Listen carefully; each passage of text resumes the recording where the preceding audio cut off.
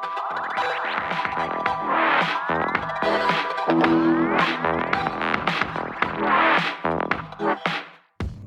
pagi, Sobat Runa, Sobat Badabes di rumah. Apa kabarnya? Pasti baik-baik saja dan sehat-sehat saja. Sebelum kita membaca serta merenungkan firman Tuhan, mari kita bersatu di dalam doa. Kita berdoa. Tuhan Allah Bapa kami yang bertata di dalam kerajaan sorga, puji dan syukur kami panjatkan atas kehadiran. Di pagi yang indah ini, Engkau membangunkan kami, serta kami bisa menghirup udara yang segar, dan bisa membaca serta merenungkan firman-Mu ya Bapa. Bantu kami untuk bisa memahami apa yang akan kami renungkan pada pagi hari ini. Berfirmanlah Tuhan, karena kami anak-anak-Mu siap untuk mendengar. Terima kasih Tuhan Yesus yang baik. Amin. Mari kita buka Alkitab kita. Bacaan kita pada pagi ini terambil dari Kisah Para Rasul 17 ayat yang ke-29 sampai ke-34 yang menyatakan, karena kita berasal dari keturunan Allah, kita tidak boleh berpikir bahwa keadaan ilahi sama seperti emas atau perak atau batu, ciptaan kesenian dan keahlian manusia.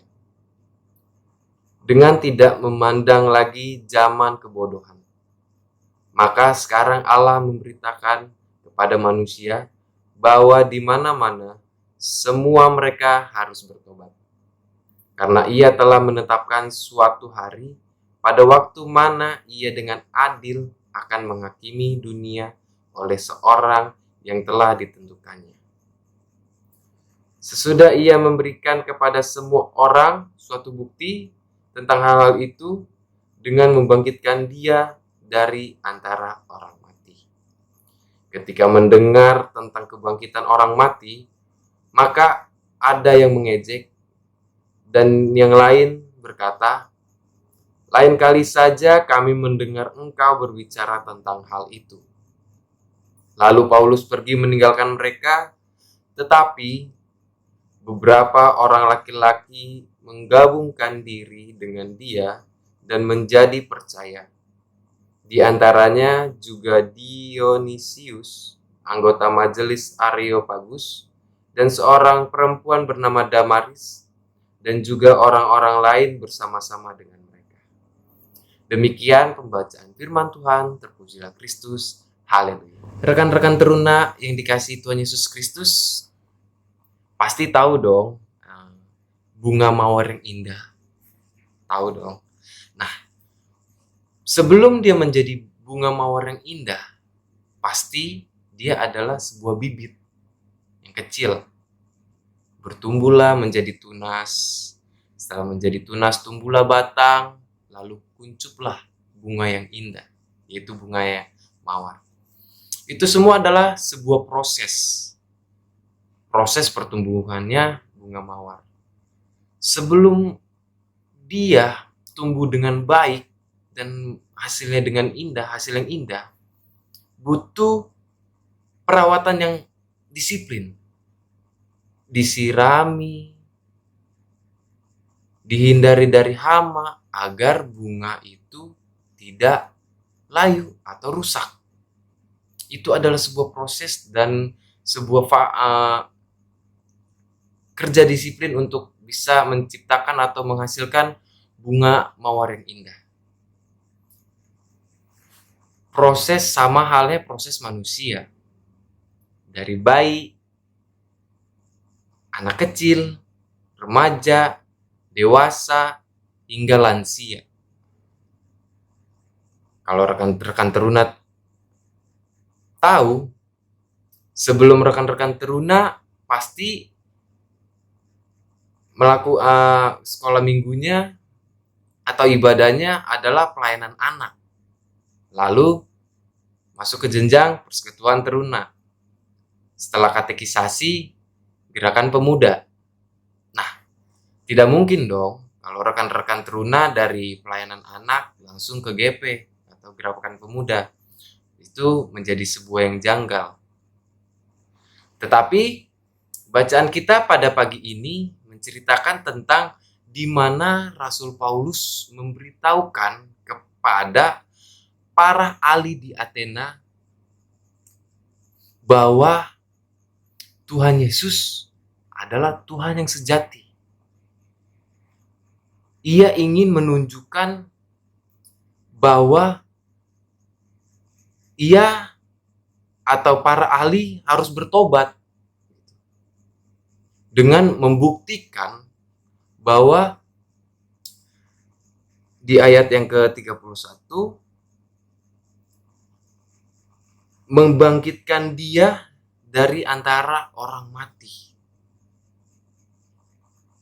Ya, rekan-rekan, bahwa Tuhan Yesus adalah Tuhan yang sejati, dia bisa membangkitkan dirinya. Itu menjadi sebuah pembuktian untuk memberitakan bahwa Tuhan Yesus adalah Tuhan yang sejati. Tetapi di ayat yang ke-32 ada kata atau statement mereka tidak mau mendengarkan atau menolak Rasul Paulus. Diejeklah Rasul Paulus. Nah, rekan-rekan teruna, ketika ada penolakan, apa yang rekan-rekan teruna lakukan? Apa yang rekan-rekan teruna tindaki selanjutnya? Pasti, udahlah, gue gak mau lagi. Gue udah gak dipercaya lagi. Tetapi Rasul Paulus tidak seperti itu. Dia pergi meninggalkan mereka, tetapi ada orang yang mengikutinya. Laki-laki yang bernama Dionysius dan perempuan bernama Damaris. Dan juga orang-orang lain bersama-sama dengan mereka. Ini membuktikan bahwa prosesnya Rasul Paulus untuk memberitakan firman Tuhan itu tidak putus, rekan-rekan. Dia tetap melakukan pemberitaan firman Tuhan, melanjutkannya, tidak mau ambil pusing. Tetapi ada statement yang bilang proses tidak mengkhianati hasil. Sama kayak bacaan kita pagi ini. Ketika rekan-rekan mengalami atau melakukan sebuah proses terus gagal, apa yang rekan-rekan teruna lakukan? Apakah sudah menyerah saja atau melanjutkannya?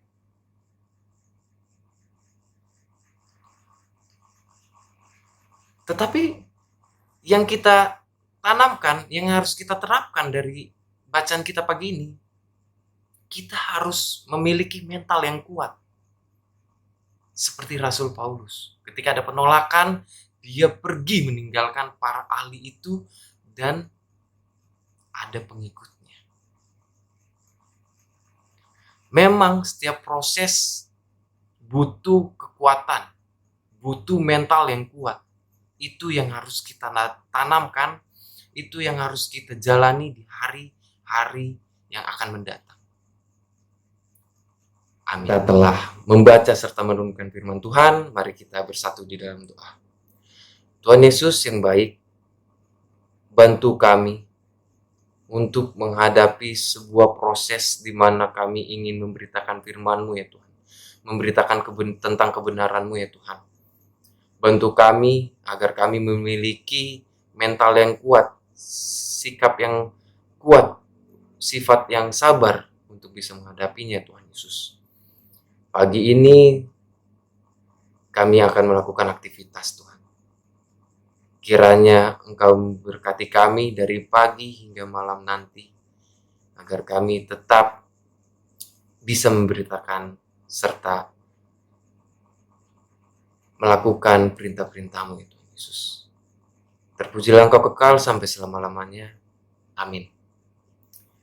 Renungan pagi kita telah selesai. Selamat beraktivitas. Tuhan Yesus memberkati. Dadah.